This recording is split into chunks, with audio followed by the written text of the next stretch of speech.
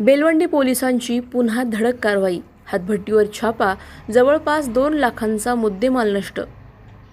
श्रीगोंदा तालुक्यात अवैध हातभट्टी दारूवर पोलीस निरीक्षक नंदकुमार सोनवलकर यांच्या मार्गदर्शनाखाली बेलवंडी पोलिसांची मोठी कारवाई झाली आहे. बेलवंडी आणि माठ गावाच्या हद्दीत चालू असलेल्या हातभट्टी भट्ट्यांवर छापा टाकत पोलिसांनी जवळपास 2 लाखांचा मुद्देमाल नष्ट केला आहे.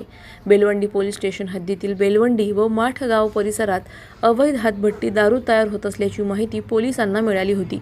या माहितीच्या आधारे पोलिसांनी तात्काळ कारवाई करत घोड नदीच्या पात्रालगत तसेच हंगा नदीच्या पात्रालगत सुरू असलेल्या हातभट्टी भट्ट्यांवर छापा टाकला. या कारवाईत माठ गावातील दीपक भास्कर पवार, रामदास प्रकाश पवार, अंकुश तानाजी पवार, संतोष तानाजी पवार तसेच बेलवंडी येथील संजय शंकर पवार आणि गोरख पांडुरंग पवार हे इसम हातभट्टीची दारू तयार करत असल्याचे आढळून आले.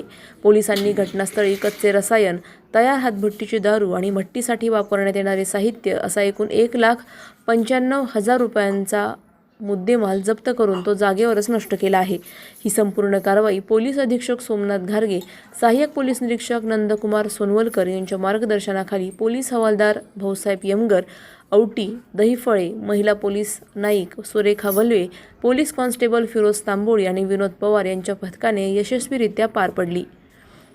अवैध दारू व्यवसायामुळे होणाऱ्या सामाजिक व आरोग्यविषयक धोक्यांवर आळा घालण्यासाठी अशा कारवाया पुढेही सुरू राहणार असल्याचे पोलिसांनी सांगितले आहे. Sarjerao Salve, star India one news Marathi, Shrigonda.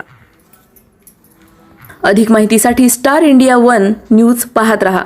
चॅनलला सबस्क्राईब करा आणि अशाच अपडेट्ससाठी बेल आयकॉन दाबा.